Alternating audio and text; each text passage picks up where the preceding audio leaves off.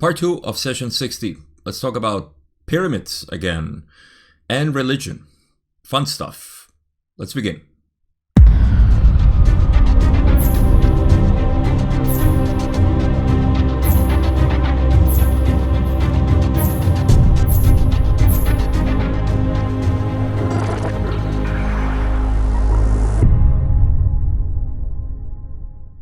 As a reminder, this is a very long session which I decided to divide in 3 parts, and in the last video, first part, I stopped at the end of the personal material, and so I'm going to continue today with pyramids, which is the conversation they get into after they talk about their personal stuff. And at the end, for part 3, we're going to move into harvest and meditation and some other information. But I think this is going to end nicely with the last couple of questions about the Ark of the Covenant, which is interesting for some people, not so much for me. You will see once I get there why it's not that important to me. Just like pyramids are not that important to me, to be honest. But hey, this is what we got in the Law of One. This is what I will talk about. So without further ado, I can begin with the first question I have today, picking up from last video, question 10, which is going to start us with pyramids. Don says, thank you. When you spoke in the last session of energizing shocks coming from the top of the pyramid, did you mean that these came at intervals rather than steadily? And so Ra says, these energizing shocks come at discrete intervals, but come very, very close together in a properly functioning pyramid shape. In one whose dimensions have gone awry, the energy will not be released with regularity or in quanta, as you may perhaps better understand our meaning. So just as a reminder, we're talking about the, this is the third, first, second, third spiral. Yes. And so we have the third spiral is coming out of the top of the pyramid, and this is the one that Don is referring to if it comes at intervals or constant. And so Ra explains that it does come at certain intervals, but they come very closely together. It seems to be a high frequency. I don't know. I'm not really good at this, at understanding these energies and frequencies coming out from different functions of a geometry like the pyramid in this case. So I can't say much more than what Ra said already here. They do emphasize that the dimensions that have gone awry, so maybe once the pyramid is not perfectly shaped, perhaps right now as it is, which is not perfectly shaped, and maybe it's not beaming that much of an energy, who knows, or at least in harmony as it was supposed to or meant to be. And I think that's all I can take out of this. The energizing shocks seems to be those that energy that comes at a specific frequency when the pyramid is properly shaped. So not much to say there. Don says in question 11, the next statement that I make may or may not be enlightening to me in my investigation of the pyramid energy, but it has occurred to me that the so-called effect in the so-called Bermuda triangle is possibly due to the large pyramid beneath the water, which releases this third spiral at discrete and varying intervals. And when other entities or craft are in the vicinity of this, it creates a situation where they change space-time continuum in some way. Is this correct? Ra didn't want to talk much about this, with a very brief yes as an answer. And I mean, as a kid, I was always fascinated too with the Bermuda Triangle. I was scared of it too because it implied that something was happening there that nobody knew. And so it could be monsters, it could be spaceships, it could be anything. And if you put any stocks into the raw material, then you understand that the pyramid that is down there, which is true, there is at least one that we know of, maybe more, I don't know. I'm not a good research in this stuff. I know there's people who are fascinated by all of the underwater discoveries and all the... To me, it's just enough to know that, yes, there was a civilization there.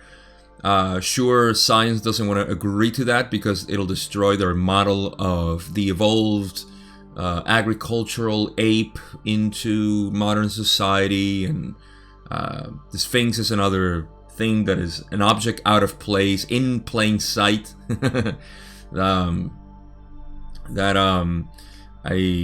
believe John Anthony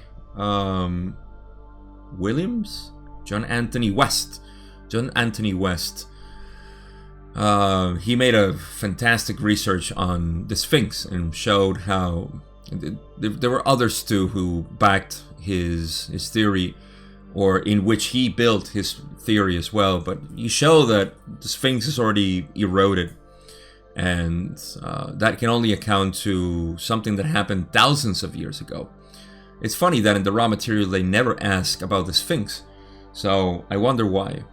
It's a great mystery, probably greater than the pyramids, to be honest. And in any case, maybe it wasn't that much of a mystery for Don. I don't know. But going back to the pyramids and that one in Atlantis, to me is enough just to know that, yeah, it existed a civilization there, and it went down for whatever reason. And of course, yeah, it'll destroy the model of our current paradigm of science, which is, it's funny, but science seems to be, or materialist science, conventional science, is now more than anything trying to maintain their model rather than to find new stuff within the things that we know, which is just funny to see how, and we'll see actually in this session how corrupted things can be. And science, what you would think, you know, which is completely against religion, or against including religion or spirituality in their research, can be so blind, eventually becoming a negatively oriented, I would say, that is trying to only preserve its own institution rather than to be honest and free with the information that is being provided, and they just wish to preserve their status quo. But I digress. The point is that that pyramid does cause an effect into whatever it does with the planes and the ships that go through. I am not sure, knowing the things that I know, like what would this do? Would will displacement displace them, like the ships and the crafts? Will they be displaced by this energy into another part of the Earth, to another part of the galaxy, of the universe, of maybe it'll just shut them down and they crash, never to be found again? Do they go to time space and then come back, I don't know, at another time in the future? Who knows what happens? I mean, I don't think that's important, to be honest. I'm not interested in these kind of stuff, but it's something to mention in any case, and I don't think we can find out much about this. Again, I think the level of importance of this is minor compared to what we potentially can still learn about ourselves. Once we know about ourselves, maybe we care to learn about this. But something funny happens when you start learning more about yourself, is that these things stop to become important. It's a funny game we play here. In any case, we'll go with maybe more interesting stuff. Let's see. Don, question 12 says, then this third spiral has an energizing effect that, if strong enough, will actually change the space-time continuum. Is there a use or value to this type of change? Ross says, in the hands of one of fifth density or above, this particular energy may be tapped in order to communicate information, love, or light across what you would consider vast distances, but which, with this energy, may be considered transdimensional leaps. Also, there is the possibility of travel using this formation of energy. So we're talking about technology that is not either useful for us in third density, nor is it something that we should look into it at all, I believe. As Don talks about the third spiral, which is, it seems like past the first spiral, we shouldn't care much about the second or the third. Going back to the analogy that I was making with the mind-body-spirit complex and how we are in third density, which is mostly first, second, third in manifestation, fourth, fifth, and sixth in our potential spiritual development, and which is not manifested here in space-time, I mean. So in space-time, even though obviously we have fourth, fifth density, or fourth, fifth chakra, sixth chakra activation and development, it is not manifested here in space-time, or that energy is not manifested here for our uses, at least as far as I know. And so maybe that's why the second and the third spiral, as Don questioned, have no uses for us here, but rather are technologies that are used for fifth and sixth density, or fourth density maybe too, because like Ra says, in the hands of one of fifth density or above, this particular energy may be tapped. So not even in fourth density. Maybe fourth density would care about the second spiral. I forget if Ra mentioned, I think they mentioned again fifth density. I don't know if they said fourth density or above, but in any case, not for us, not useful for us. And what do they do with it? Well, they communicate information, love, or light across what you would consider vast distances. This is what I would call analogous here, the quantum entanglement, that everything, although it seems at a distance, that quasar that we see with our telescopes is as much part of ourselves than we are part of itself, of that beingness of the quasar. Anything. Your ancestors are still part of this equation. The Big Bang contained everything within it. So everything that came out is connected to that singular point of the Big Bang. That simply makes sense. You don't need to go into mathematics and astrophysics to see if the distance affects anything. We're all in this together. And so while we're all in this together, there are differences in our manifestation. And so this manifestation in fifth density is the one that makes use of this energy, which can communicate through the different apparent distances, let's call it. And so this is what is called transdimensional leaps. Also, there is a possibility of travel using this formation of energy. We do know that travel, in the sense that we know it, is a function of you just like dreaming or astral projection and all of that fun stuff that is possible.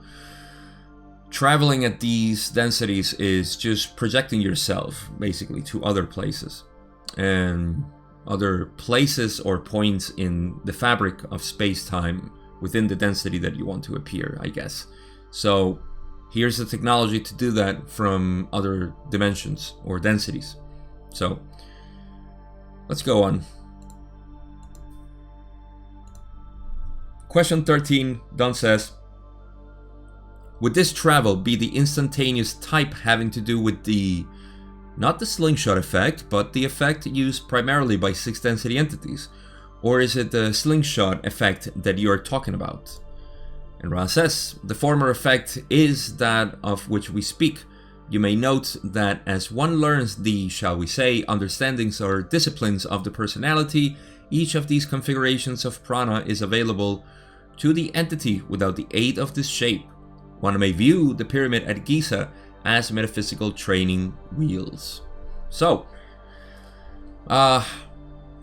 if you remember from our previous sessions, I forget already, probably the early 50s, 52, 53, around there was conversation between the types of travel, and these were the ones that we use in In third density, this is our propulsion and our combustion sort of transportation, movement across distances. And then there is the slingshot effect, which, if I remember correctly, I consider it to be similar to electrogravitics, a technology that we have for a while but not public. It's still under the layer of conspiracy because we still don't have full information as to how it works, so we only have speculations. But it seems possible. I mean, it's a field of energy. We can use it, right? Just like the field of energy of air is used by birds to fly.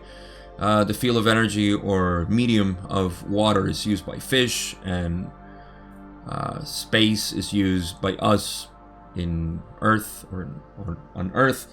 And then electromagnetic fields may be used as a medium for this type of travel. I believe this is what is used as a slingshot effect, in which one electromagnetic field is used for the next one and so on, and it speeds up. Not like instantaneous, which is the category they're talking about here, but that's what Don is asking. The slingshot effect, which is maybe 4 density tops, the one they use. They start learning instantaneous in 4 density, and this is why Ross says that this is for primarily 5th density. And 5th density are the ones using this specific energy for this specific travel, which is instantaneous. I believe this has to do with consciousness, simply projecting your consciousness to another place. Now, if this sounds far-fetched to you, think about the fact that we don't put too much stock into our thoughts, our dreams, our imagination, because for us it seems intangible, it seems useless. But when you realize that this is time-space, and again, if you invest yourself into the raw material and the law of one, you know that space-time is really just a tool for time-space to evolve, for time-space beingness to advance, to catalyze itself. What does that mean? That time-space is actually more important than space-time. I don't want to say that it's more important, but because we underemphasize it, I'm going to overemphasize it and say that instead of being useless, imagination, thoughts, feelings, and all of that stuff that we can't measure with a device, we're so bothered by that. I want to overemphasize it, its importance. That is that when we use our dreams or our thoughts or our imagination, anything with our mind, we're actually tapping into this possible 5th density training of traveling, moving in between space and time, literally. And it's all within the quietness of your mind.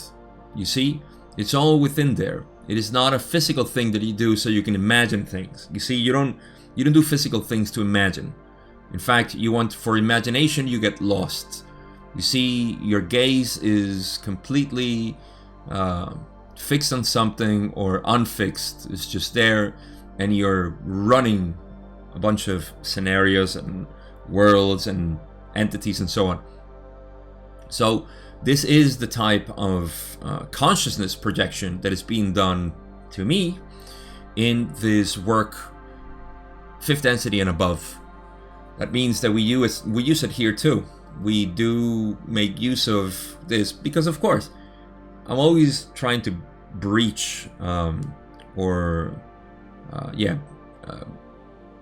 bridge the gap, not breach, but bridge the gap between densities of consciousness which seem to be far from us and our energy centers, which are the same.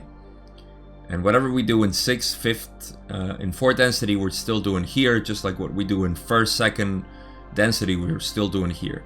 3rd density is just our or virtual reality in which we're manifested and enjoying the current incarnation. So, without me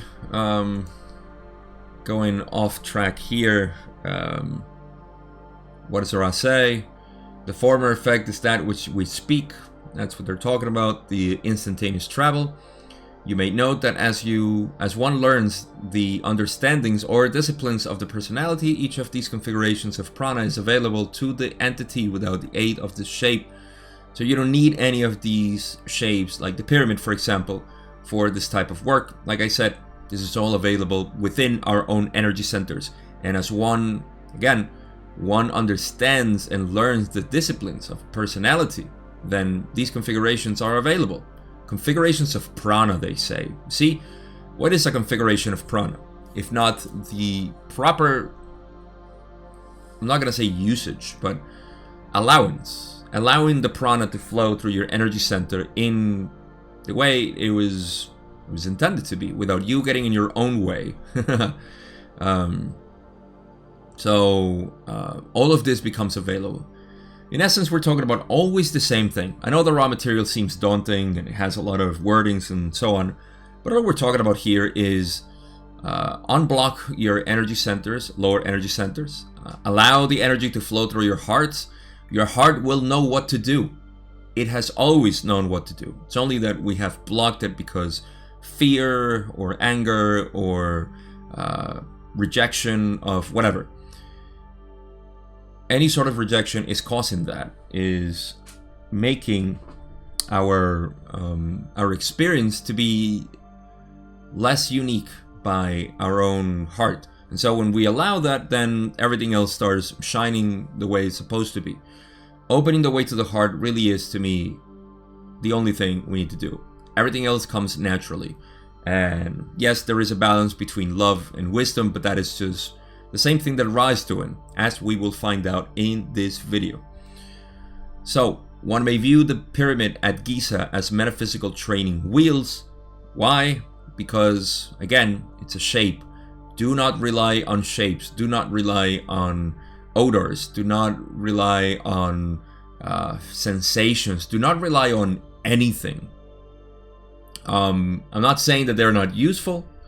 I believe they are. You know, you can use a pyramid, that's fine. You can use incense if you want, that's great. You can use isolated tank for meditation. You can use sensory deprivation for better connection. You can meditate inside a pyramid that you constructed yourself because you are much more crafty than I am. But all of that, again, they're training wheels. They're just there to provide a sort of, you know, this is how it feels. This is how you can accomplish this state of mind, or this is what's possible. But they are training wheels nonetheless. And so whether you use them or not, that depends on you.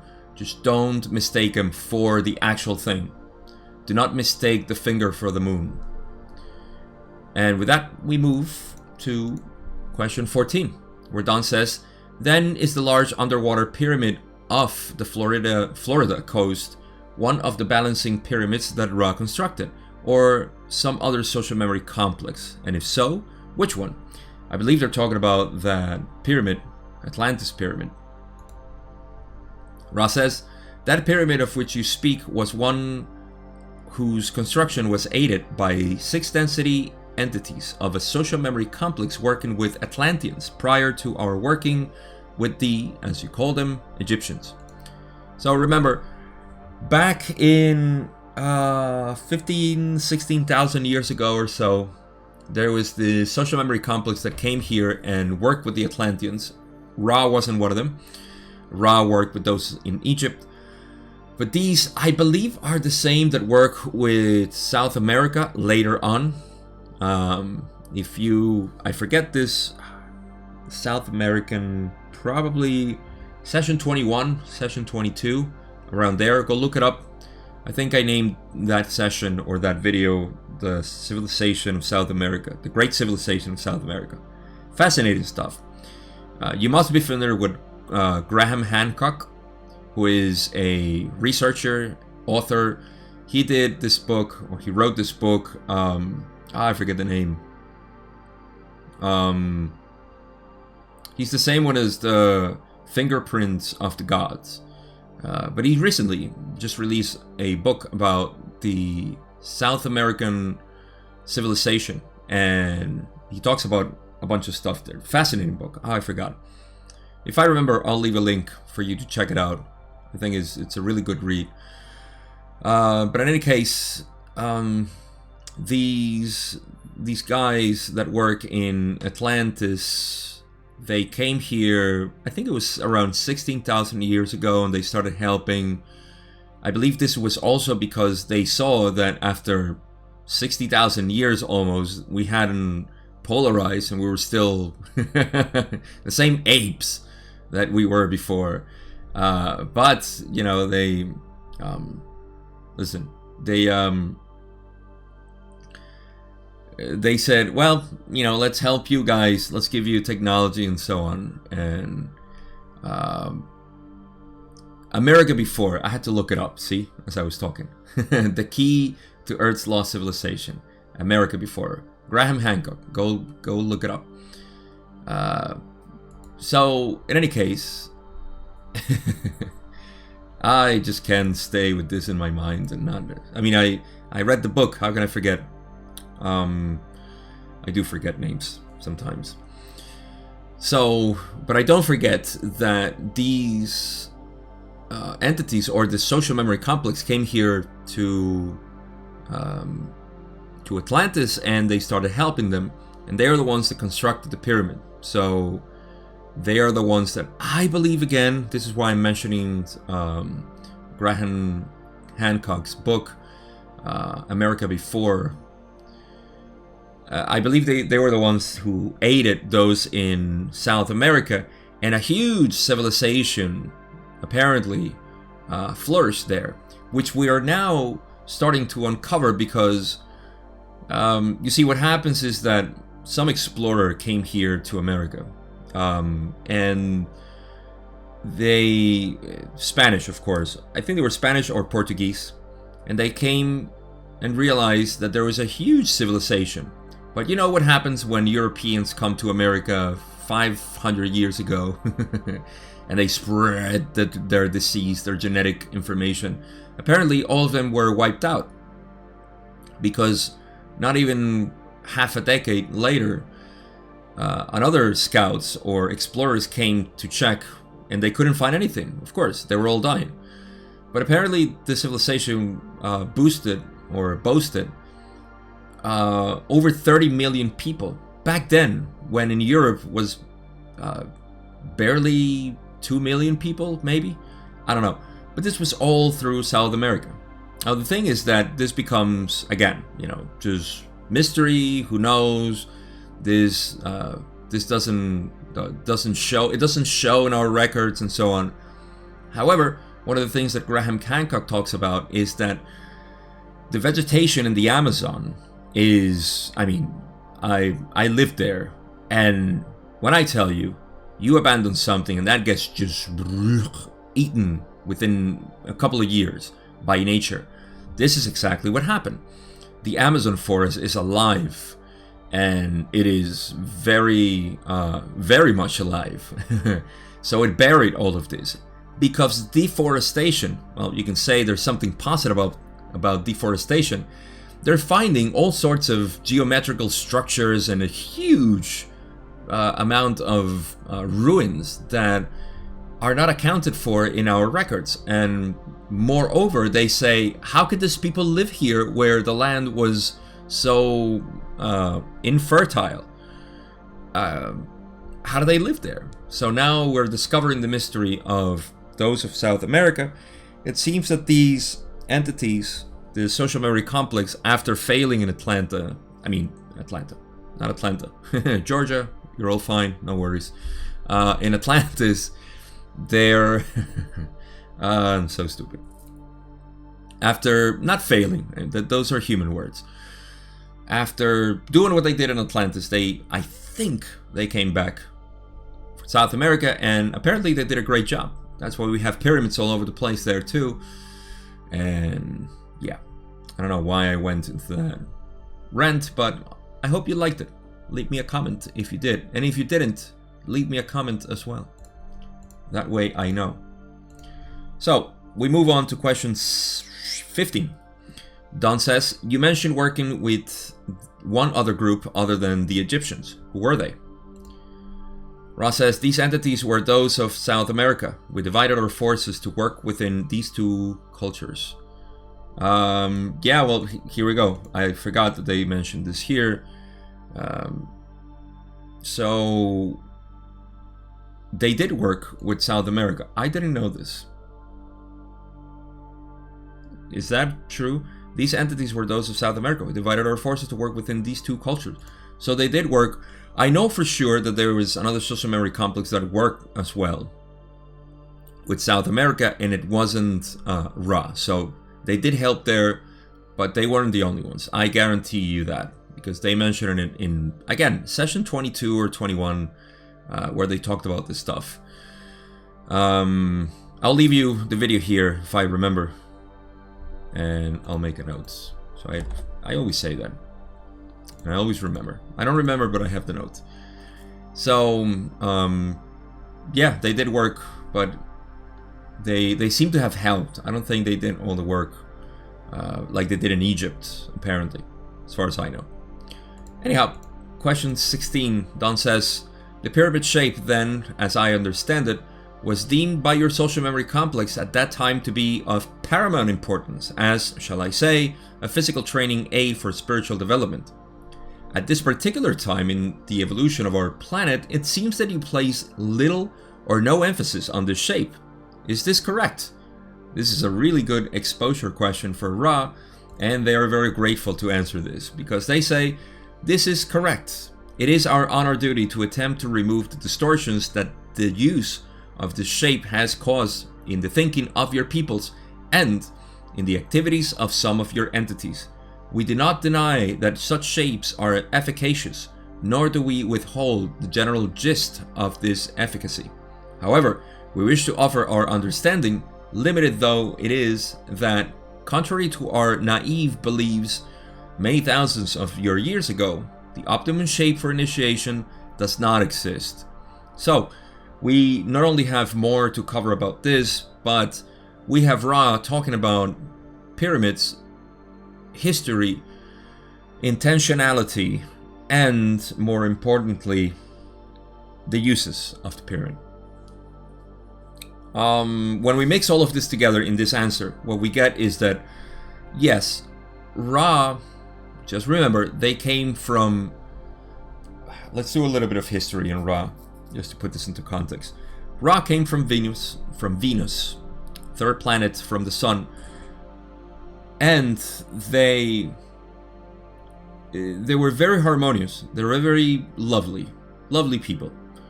They were naive because of this. They graduated to 4th density in a very naive way. So 4th density was pretty quick for them. It was easy peasy. They said, well, we did almost all the preliminary work of 4th density, so let's do this. When they got to 5th density, they said, oh my god, we have so much to learn. And so when they spend who knows how long, this probably answers my question. I have a question that I would love to find the answer. I don't know if LNL Research has ever asked this to another entity, but they said that they graduated from 3rd density 2.6 billion years ago. So that is 2.6 thousand million years, right? Yeah, 1,000 million years. So 2.6 billion years ago. And if you see how the densities of consciousness are in the cycles, they take only a bunch of million years. Like, I think 5th density cycle, for reference, our 3rd density cycle is 75,000 years. 5th density is 50 million years. However, it's still far from 1,000 million years, right? Am I saying that right? A billion years? I get confused. In Spanish, we don't say billion for billion, but Spanish is billion. is for English trillion, so it gets confusing in my mind. But yeah, this is it's a long time regardless, and maybe that's why they had to spend so much time. How many cycles of fifth density did they have to spend to... If this is my math and it's correct, I would love to get the answer, but that means that they spend, I mean, by my calculation, 40 cycles or more? 50 cycles of fifth density? That's a lot. I mean, I don't know how exhausting that is for the social memory complex. Maybe it is fascinating. I don't know. But just put that into context. So maybe that's how naive they were, and yet they were allowed to give us the pyramids. That turned out to be very fun for humanity. So this is the reason why they gave us the pyramids. In all honesty, as far as I can understand, they did it because they said, hey, this helped us, maybe it'll help them. You know, it's like I say in Spanish, we have this saying that giving a blade to a monkey, which is completely unpredictable, to see what it's going to do with it. You know, it's going to cut himself, it's going to kill somebody by slashing at it, it's going to injure people, who knows what's going to happen, right? Just because, you know, a blade was helpful to us into crafting and cooking and so on. It's like, oh, just give it to the monkey, see what happens. Well, they give pyramids to the monkeys. The monkeys created monetary system, slavery, an elite, and so on. So, this is what happened. That's why they say, contrary to our naive beliefs many thousands of years ago, the optimum shape for initiation does not exist. They wanted to give us something for spiritual purposes. They gave us something that we use for negative purposes. And we greatly also diminish the life expectancy, or the life expectancy of humans, going down very, very low.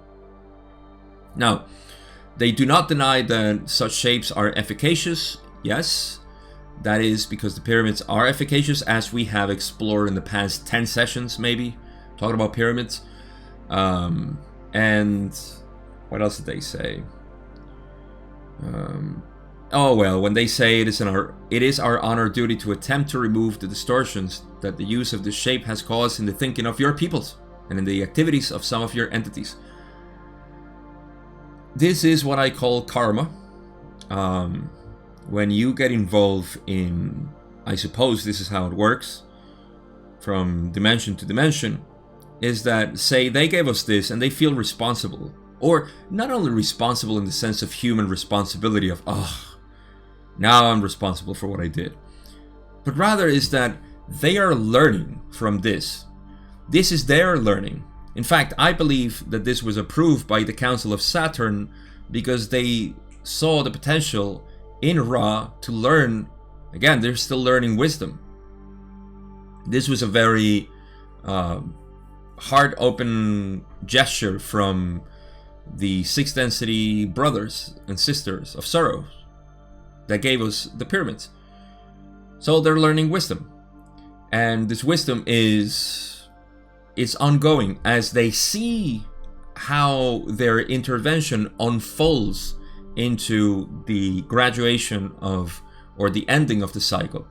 You see, now it's not to blame Ra or anything. I mean, we're all one in this, but it is a great lesson for the whole cosmos to see what happens. And this is what they're going to say next. So I won't get ahead of myself. So just to finish up this point, this is their lesson. This is how it works. They get karma, meaning that they're attached to us. They are bound to us because they need to see, hey, this is what you unfolded. See it develop. So yeah, I hope that makes sense. I believe that we should see the results of what we started. This is karma. You know, if you do harm, you should see the results of that harm in one way or another. If you don't see it physically on the person and suffer it yourself, then you will get it back in some other way. In the same way, you know, when you do what we consider good deeds, you know, for other people, you get it in return. You know, I do truly believe that's just how karma works. You're supposed to see your experiment. What you do in life is an experiment, and that experiment comes back to you. So, Ra continues and says, let us expand upon this point. When we were aided by 6th density entities during our own 3rd density experiences, we, being less bellicose in the extreme, found this teaching to be of help. In our naivety, in 3rd density, we had not developed the interrelationships of your barter or money system and power. We were, in fact, a more philosophical 3rd density planet than your own. And our choices of polarity were much more centered about the, shall we say, understanding of sexual energy transfers and the appropriate relationships between self and other self. I am actually very interested in seeing an answer from any entity regarding how long did Ra take in 5th density. I'm very, very interested in that, because it seems that they needed a lot of they were 6th density when they gave us the pyramids, so this makes a lot of sense. And now you can see they say that their experience in 3rd density was of, check out what they say, being less bellicose in the extreme. So it was less bellicose than us in the extreme. Like they didn't know what harming others was. It's like, I always have this joke with Julie that when I met her family, I had seen family arguments and fights between my own family and other friends' families. So I have seen true fights, like fist fights between family members. And that was to me a fight, like when I heard about, they had a family fight. They had an argument, and to me it was just like, well, sweat, blood, and tears. I've seen that. And then when Julie was all distraught, telling me about, my family, I just had a fight with my family. I'm like, holy, okay, what happened? Then I actually experienced one of those fights, and it was literally just like an argument where I disagree with you. I get upset with that because you disagree with me, and I go to my room, and I'm like, this is it? This is what we would probably see to a bigger extreme if we would look back at Venus and look at their arguments and fights. They would probably be very, very soft and sweet with each other. Well, we don't know that. We're at war still. It's 2022 and we're still at war, like physical war. Oh my god. It's a funny planet. So, Ra says, in our naivety, or naivety, I don't know how to pronounce that. In 3rd density, we had not developed the interrelationships of your barter or money system. They didn't even have money. They didn't even have the concept of barter. They were just like, oh, everything's everybody's, that's how it worked, and you can see that has its downfalls. So, if you feel bad because you're living in a monetary system, a slavery system, please give yourself credit that you actually are learning to live in a very intense human experience where you can develop so much wisdom and compassion out of this. Like, this is the perfect I don't want to use battleground, but training grounds for compassion and wisdom. The potential is there. You just have to know where to tap it or how to tap it. So you see, Ra didn't even know anything about money system. They said, oh yeah, let's just give pyramids. And of course, the Egyptians developed the monetary system back in those days. They were more philosophical, 3rd density, which makes sense because they didn't seem very scientific to my understanding. We are very scientific. They were very philosophical, which I understand. There are two ways, in my view, to understand reality, or two extremes. You either measure everything and you put everything in boxes, or you are very philosophical, which is really what the Oriental philosophies do. They're very philosophical. They don't care about measuring and all of this stuff. It's not helpful to understand reality. In fact, that takes out from the understanding of reality. And it seems that Ra were very much like those. So yes, and our choices of polarity were much more centered about the understanding of sexual energy transfers. That's something they have discussed in the past, and they've mentioned over and over again. They were very much in the learnings of sexual energy transfer, which is a very intense energy to play with. So I wish we knew more. I love sex, but I don't know much about sexual energy transfers in terms of experience compared to Ra. So all I know is theoretical stuff. So Ra continues, we spent a much larger portion of our space-time working with the unmanifested being. In this less complex atmosphere, it was quite instructive to have this learned teaching device, the pyramid, and we benefited from without the distortions we found occurring among your peoples. We have recorded these differences meticulously in the great record of creation, that such naivety shall not be necessary again. At this spacetime, we may best serve you, we believe, by stating that the pyramid for meditation, along with other rounded and arched or pointed circular shapes, is of help to you. So, so funny. At this moment, we would only say that the pyramid can be used for meditation, nothing else. And be very cautious about using it behind your head or under your body for more than 20-30 minutes. That's it. That's all we're going to say about pyramids, says Ra. And they also say that, well, they go on and say that in this less complex atmosphere, without money, without war, or even fights, without much rejection of each other, they benefit of the pyramid without, all the distortions of, like I said, money, power, slavery, and so on. And they have made notes in the great record of creation, so this doesn't happen again. So, no worries, it's all recorded there. It's not gonna happen again. Thank you, Rob. At this space-time, we may best serve you. Okay, I mentioned that already. There's one last part, I believe, this answer. Yep. Where Ra says, however, it is our observation that due to the complexity of influences upon the unmanifested being at this space-time nexus among your planetary peoples, it is best that the progress of the mind-body-spirit complex take place without, as you call them, training aids. Because when using a training aid, an entity then takes upon itself the law of responsibility for the quicken or increase rate of learned teachings. If this greater understanding, if we may use this misnomer, the misnomer being understanding, is not put into practice in the moment-by-moment experience of the entity, then the usefulness of the training aid becomes negative. Okay, so let's go little by little here.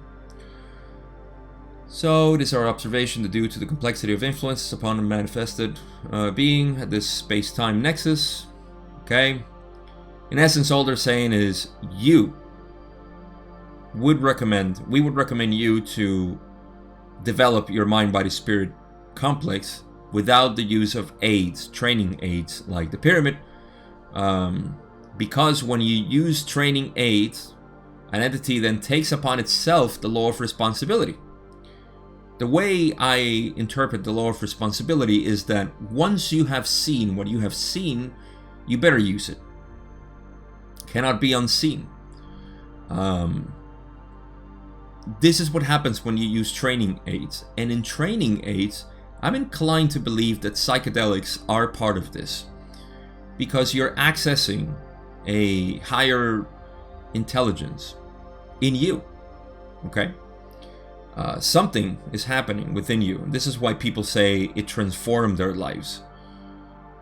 Not everybody. So I'm not saying everybody that uses psychedelics can see this, but the vast majority of people apparently have this results and reaction. But any training aid that quickens, that's the word, the key word here, for the quicken or increased rate of learned teaching.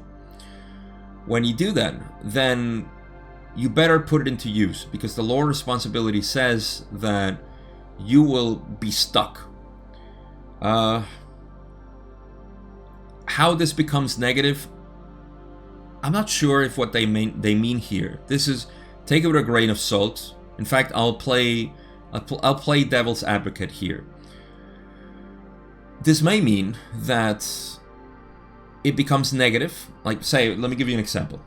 So you learn something. Say you went on a retreat or something. I don't know if that's a training aid, proper training aid. Psychedelics. Or you used a pyramid, whatever. And you have, or you visited a guru. You went, yes, and you learn all this stuff. If you don't apply this to your life, right? That's what they say.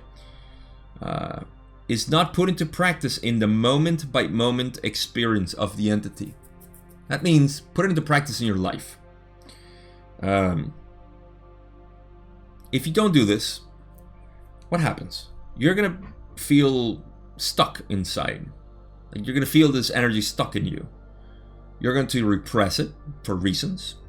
I'll give you my personal example of what happened to me with the use of psychedelics and how I personally, used it to see, what is it that it wanted to show me. And hence, I'm here talking to nobody but a camera and a microphone. But if you don't do this, then you'll be stuck. But to give you the first example of somebody, I've actually met people who have done, and I'll just talk about psychedelics because this is one of my experiences.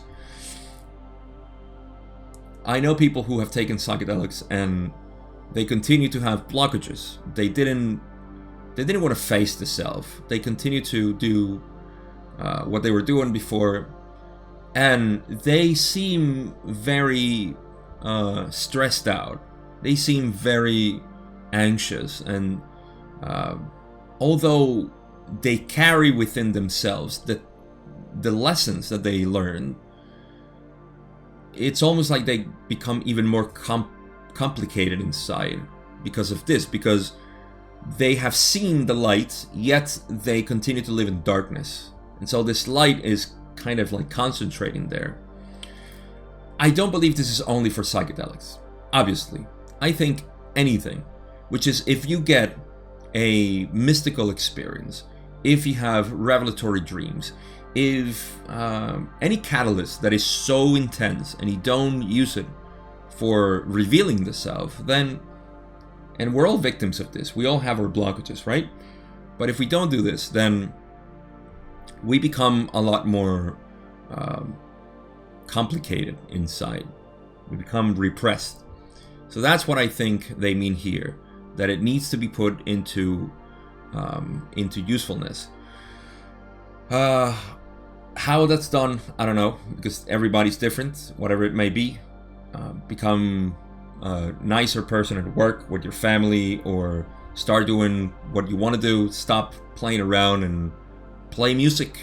You want to play music, go play music. You want to go do your crafts, do your crafts. You want to stop working where you're working because you feel like you're being pushed around and neglected and you don't feel it anymore. Stop doing it. Whatever it is that this revealed to you, do it, otherwise you'll be stuck. So to play devil's advocate, I would say that it can become a negative, polarized thing. Maybe that's what they meant with becomes negative. Or it could mean also that it becomes negative in the sense that it's not positive. Positive in the way of development. Positive being forward to development, negative being repressive of development. So take it with a grain of salt. I'm not sure what they meant, but that's what I'll interpret. And lastly, it all goes down to the same thing, you see. Oh, and I forgot to give you my example, which I'll give briefly. But it all comes down to the same thing. Consciously be aware of your thoughts. Consciously be aware of your life and see what it's offering to you. Accept anything that comes your way and you'll be fine. You don't need to do any workshops in the weekends and meditation every day, although I do recommend meditation every day. I mean, there is no teacher that wouldn't recommend meditation every day for reasons that I won't get into here, but just apply what you know. Apply what you know, always. Now, to give you my example, just a quick refresher. I'm sorry, we're coming up in time here, almost. Always mindful of the hour. But I'll share with you my experience, which you may know if you follow me in my channel and my social media, but mainly here on YouTube, you should know. I was an atheist, almost a nihilist. I didn't believe in anything. Suddenly, I took psychedelics in a ceremony. I didn't even believe in psychedelics. I just knew that they play with your brain, something. So I took it and something happened. I realized that there was something more to this universe. And I said, I need to, now as a scientist that I always was, I need to make sense of this reality with my analysis and my organizational skills and everything that I was. And so consciousness was the big thing that stood out for me. And I said, well, consciousness is BS in mainstream science. They don't even know what it is. So let me find out what it is.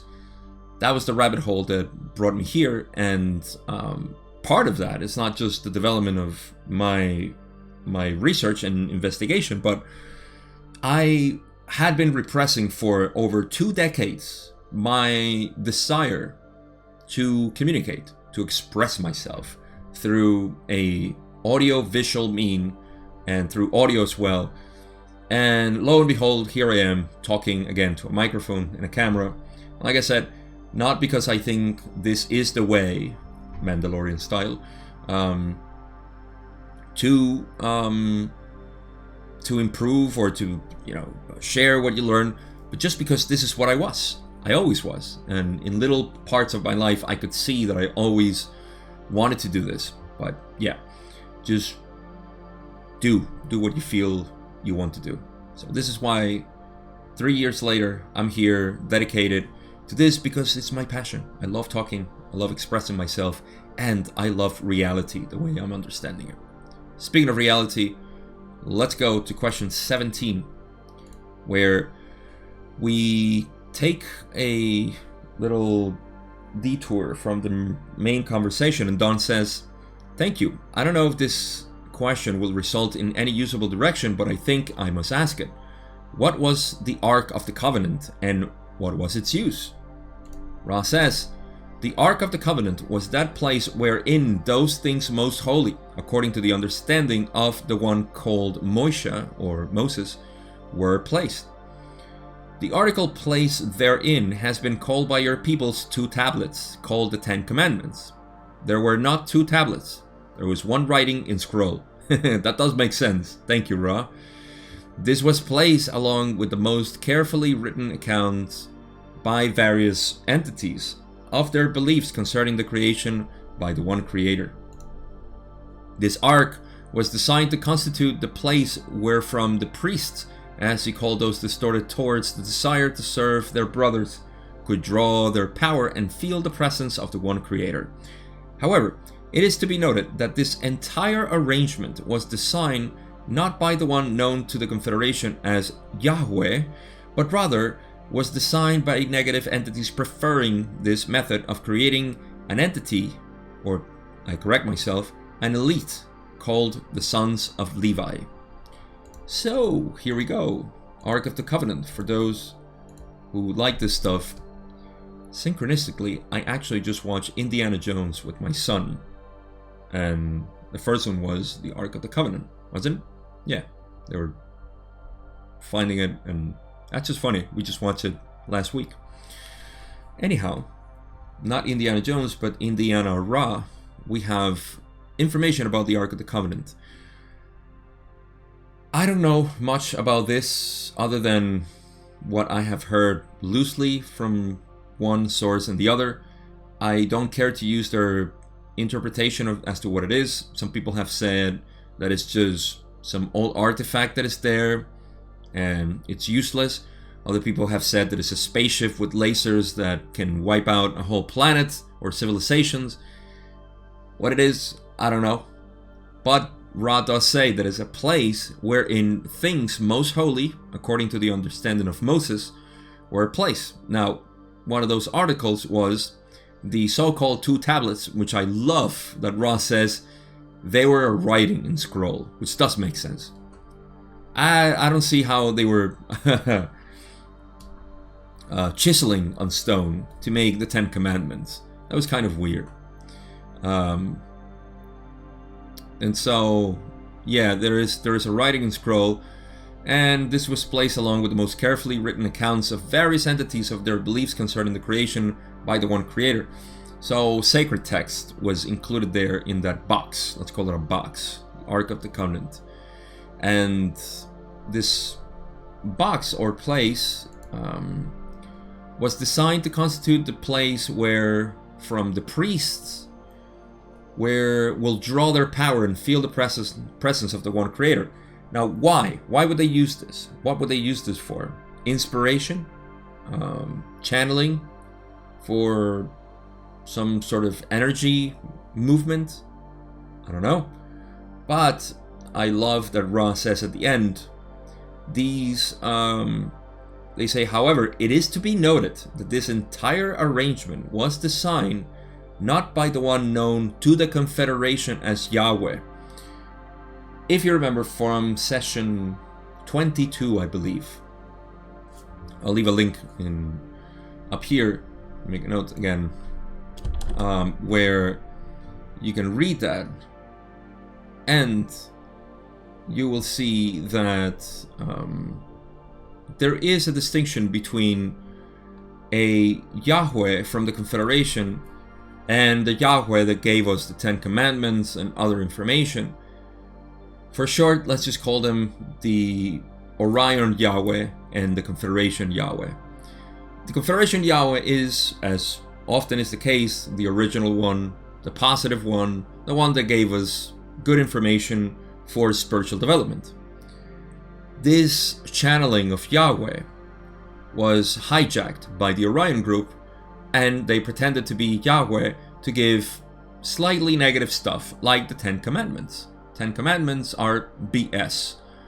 I'm not saying that do not kill does not hold. Obviously, I don't think you need a commandment for that, and if you do, then maybe it's just, that shouldn't be a commandment. That'd just be something like basic information. Don't kill, don't steal from people, and so on.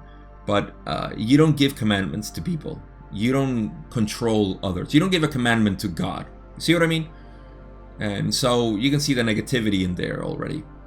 Well, likewise, this was all designed by these negative entities that hijacked Yahweh, and they were preferred this method of creating an entity or an elite. I keep saying entity.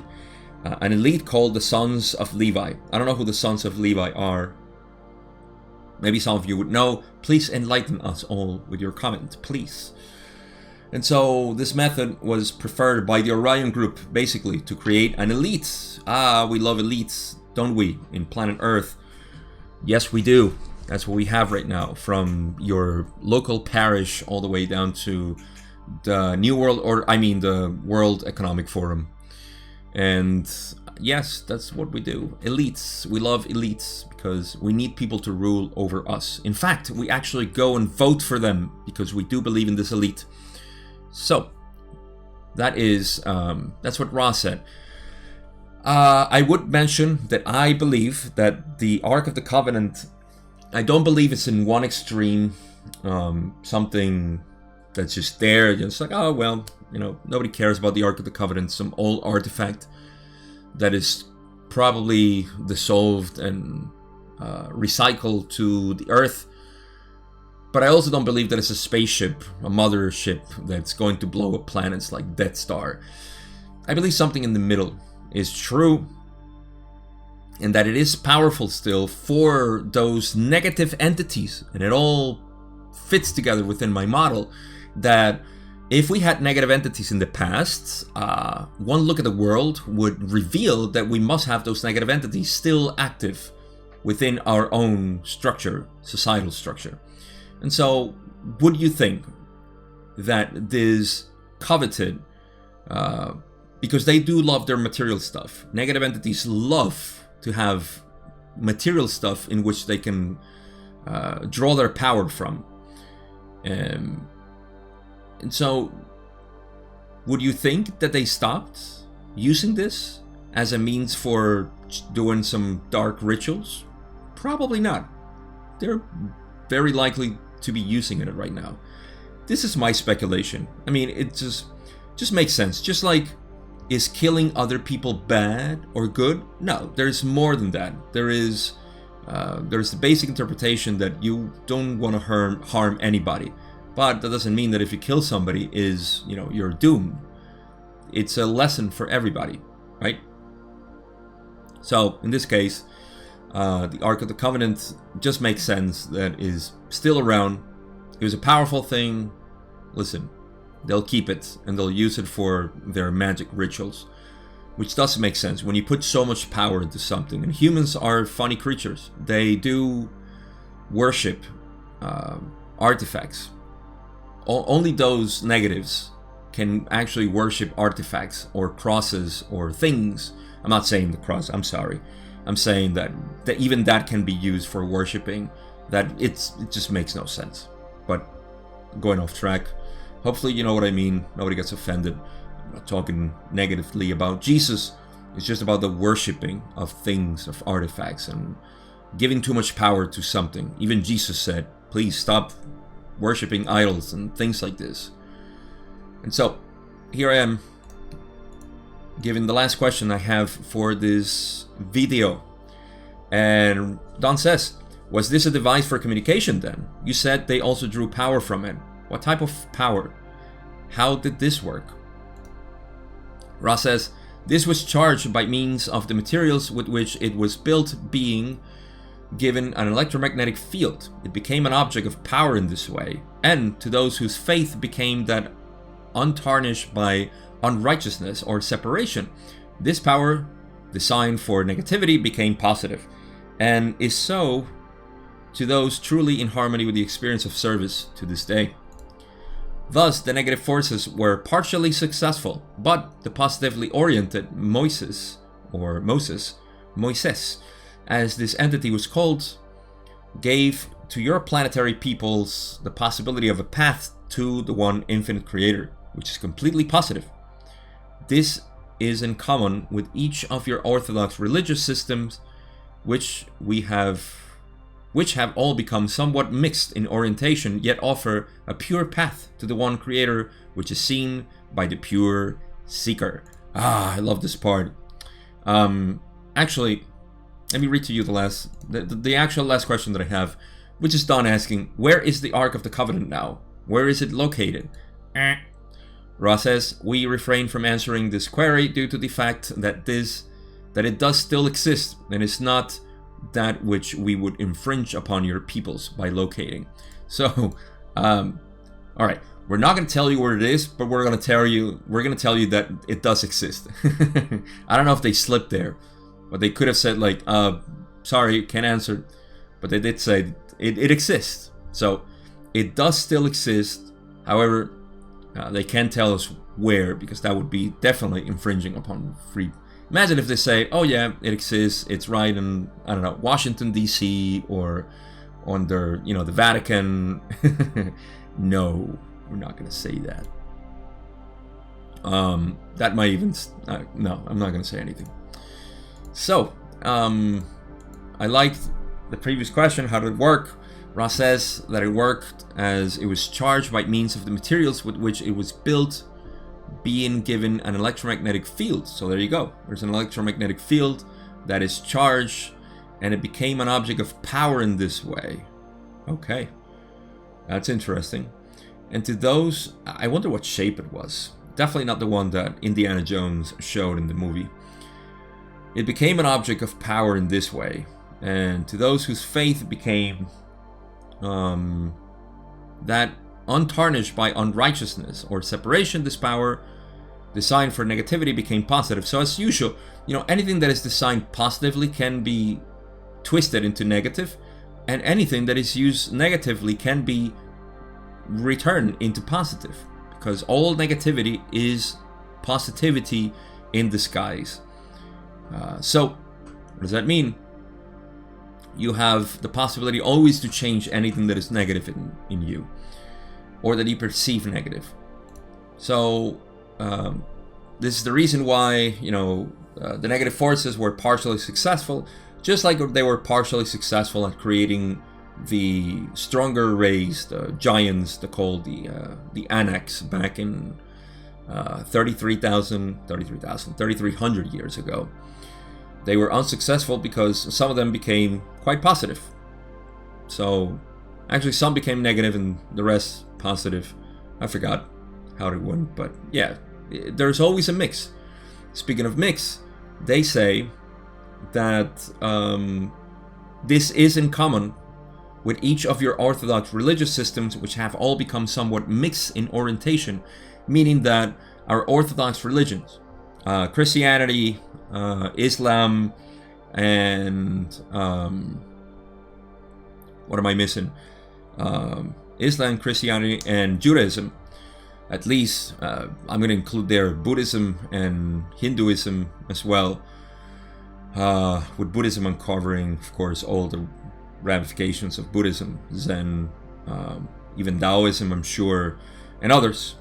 They have all become mixed because, like I said, anything positive can be turned to negative, and anything negative can become positive. However, all of these religions offer a pure path. What do they say? Pure path, yes, to the one creator, which is seen by the pure seeker. So no matter what type of religion you believe in, no matter if you're whatever it is that you follow, or even if you don't follow. Like me, I didn't follow any religion, and yet I see, or I try to see, the pure path in every single religion. What do they mean? You know, we can grab any text, the Quran, the Bible, whatever, just read it. We can grab Alice in Wonderland and read it and say, here is a pure path to the one creator. You can see it. To the pure seeker, anything can become that. And so these religions still hold that. And I know there's a lot of disregard for religions in many ways because of what they have done. But this is just obviating the fact that they came from a very positively oriented nature. This is why it's so popular with humans, only that it's easier to become corrupted than it is to follow this very narrow and straight path, which is being in balance, being completely open, having no type of blockages for yourself and for others. This is the one path. With that, we come to the end of this video, part 2. I extended myself a little bit more than I wanted to, but this is what we got. I have to do it. I'm sorry. I'm sorry for the extra minutes. I don't know. I always feel like I'm on TV and I'm going off the time. But it's just me. Time doesn't exist. So, next part 3, we're gonna finish up with some... change the page already.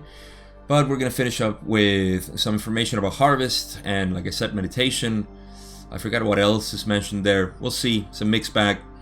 But we're done with pyramids for a while. This is the last time we actually talk about pyramids until session 66 or 67, somewhere around there.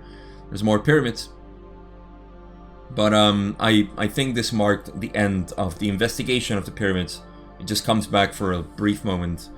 And yeah, if you enjoy pyramids, you're gonna have to wait until session 66 for it to be the last real part in the raw material. And if not, then hooray, we got more information now coming through for the next sessions. Conclusions. I think the most important things that we talked about here were first, the history about Ra and the potential that we have on planet Earth, like I mentioned and I emphasize here, is that we have a great potential. Look at what Venus was at the time of Ra. I wouldn't want to live a life in Venus, honestly. I mean, it would be nice to visit it and see how they learned, but I just, knowing what I know, I believe planet Earth is the most brilliant experiment that has been done by the Logos, and possibly in the whole galaxy. Who knows? This is such an intense look at what we have in the equation. We have let me add that there is a positively polarized planet because the vast majority of people here are positively oriented, or at the very least not prone to negativity. Okay, so put that into the equation. Boom. Then we have, that's another part of the equation, another factor, is that we have a system, what rules us, what we actually worship too, which is money. Money is what we worship. Money is the value. When you talk about value, you always think in terms of money. We don't think in terms of help or compassion or wisdom. No, we think in terms of money. So we live in a very, very highly polarized, negatively polarized system. Now, that's another factor in the equation. Add in the fact that the vast majority, and I say the vast 99% of the people perhaps out there, or maybe a little bit less, 98, 97% of people, maybe 95%, just put 90. And I'm being very generous. 90% of people are completely indifferent to this type of information, which is, to me, the only thing I can think about and talk about. I can talk about other stuff. I can talk about video games too. But other than video games, the law of one. No, just in general reality. Forget about the law of one. I like to talk about reality, not just the law of one or Buddhism. Reality as we know it. Philosophy. If we see this, if we see the vast majority are only interested in their in their spinning wheel of human reality, that's another factor, huge factor. What does that equal to? It equals to great potential for those on the positive path, and negative as well, to polarize themselves and others. So it really is like, I don't know, I can think about a good analogy. Yeah, imagine you're a cook, okay? And you go into a nation, a whole world, where nobody knows how to cook. All they do is just eat raw everything. And you're the cook. You are the cook. You're a chef. You're a master chef. And you're there and you're like, oh my God, I can teach these people so much. But will they be willing? That's the question. You start cooking for yourself, and then you invite others that smell your food and say, oh, that smells good. And you say, well, you want to try? I made it with this, this, and this. You lay down the recipe if they want to know. And then you teach them how to cook. I'm going to change that that saying of teach a man how to fish and you feed him forever. Teach a human how to be spiritual and you will help him forever, really, literally. Incarnation after incarnation. So yeah, just keep that in mind. You are on planet Earth. You are privileged not only to be on planet Earth, but to be aware of this. If you got this far in this video, then you're very privileged, because I don't think many people are interested in this stuff. More than anything, interested in my channel. So thank you. This is how I end the video, saying thank you so much for watching, being here, being alive, being interested in all of this. In the description, you have all kinds of links. So you can join me on other social media where you can find me and my stuff. I have a group which is bilingual, and you can go and post in English there. It's a Facebook group. Go have fun there too with us. Patreon, if you want to join me there and support my channel as other ways to support me, I'm grateful. But other than that, just like, subscribe, be a good person, and share the video. I love you. Thank you so much for being part of this. I'll see you in the final part of session 60, part 3.